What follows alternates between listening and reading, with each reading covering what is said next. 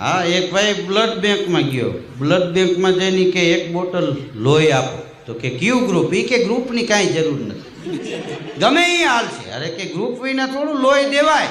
તો કે ભાઈ લોહી ચડાવવું નથી, લવ લેટર લખવું હોય. હું હાંસિકા જેવા રહ્યા ને તો પોતાનું લોહી કાઢે તો લેટર લખાઈ જાય તો 2 પાન.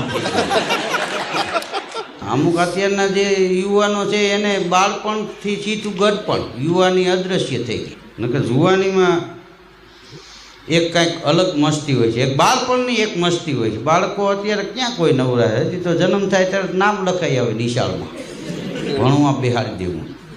એટલે કીધું એને રમવા દો. આ ધૂળ ખાય ને છોકરા, તો એ ધૂળ ખાવાથી બાળકનો વિકાસ થતો હોય. અમુક ઉંમરે જ નાનું છોકરું જ ધૂળ ખાય, પછી કોઈ પાપાએ ગોઠણીએ પહેરી મુઠ્ઠી ભરી ખાધી. આ કુદરતી હોય છે. છોકરું 4 પગે હાલે તો એ રૂડું લાગે, છોકરું તોફાન કરે